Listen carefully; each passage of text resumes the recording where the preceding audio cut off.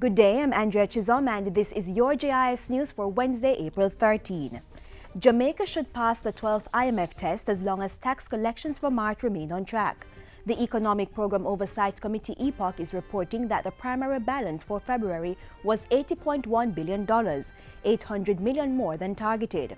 So that puts us in a good position, I think, to assault the final hurdle, which is March, when we have to get up to $120.7 billion.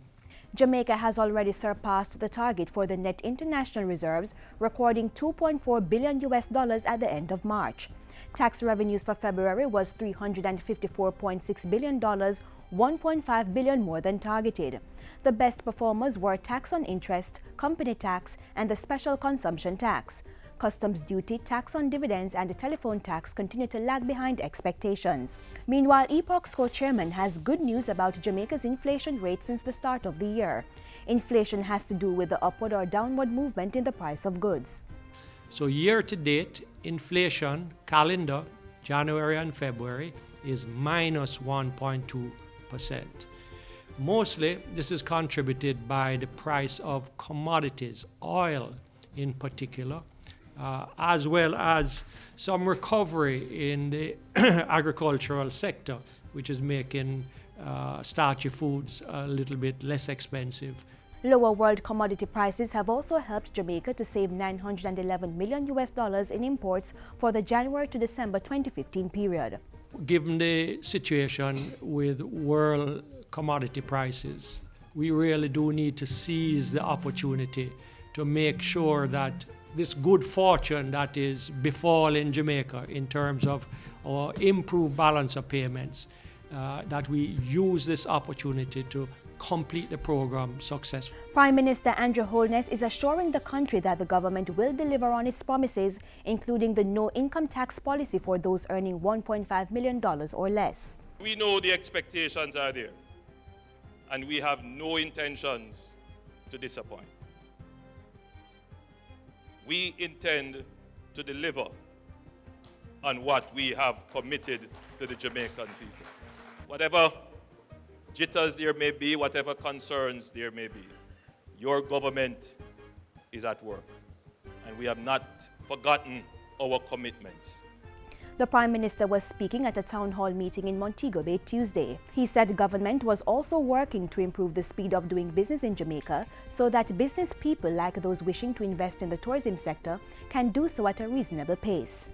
We're going to improve our coordination of development as well, because the errors that were made in the past of just putting up the hotels and then the people coming in after in a rush for jobs and then turn around, nowhere to live, no water supply, no sewage, and then you end up with a crime problem.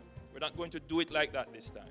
The Transport Authority wants the public to know it has not approved increased bus fares for public passenger vehicles PPVs that travel on the new north-south leg of Highway 2000. In fact, the authority says PPV operators who want to use the new highway must first request a change in the via points on their road licenses. Without approval, charging additional fares is in breach of the Transport Authority regulations and should be stopped. Commuters who have been affected are invited to call the Transport Authority's complaints line at 1-888-991-5687 and report the registration numbers of the vehicles and the date they were overcharged. The support services of the Child Development Agency and the Break the Silence campaign are to be strengthened as the Ministry of Education, Youth and Information heightens its focus on child abuse. The support services include the team of psychologists and psychiatrists who work with children affected by the trauma of sexual, physical and other forms of abuse. State Minister Floyd Green discussed the details on Thursday while speaking at the Keep Children Safe from Sexual Violence public forum held at the Knutsford Court Hotel. We have a subculture that supports those who do not inform, an anti-informer culture that pervades our entire society that we must break down. We have to change that culture. No longer is it somebody else's business. These are our children. The Keep Children Safe initiative is a public-private joint partnership which includes the Office of the Children's Advocate along with private partners and sponsors. And finally, Jamaicans are being encouraged to adapt to a culture of exercising and eating well to limit their individual and the national health burden. Health Minister Dr. Christopher Tufton made the call recently. Healthcare in Jamaica, I think, needs to shift somewhat away from the challenges of curing ailments to the challenge of preventing. That is where I think we need to really drive greater focus. And that's why you will see over the next months to come, the Ministry of Health, a serious push to get people to recognize that the health of their individual is fundamental to securing and overcoming the challenges of viruses and other forms of diseases going forward. Minister Tufton was speaking at the launch of the Manchester leg of Operation Mosquito Search and Destroy. And that's it for JIS News today. I'm Andrea Chisholm. Thank you for watching.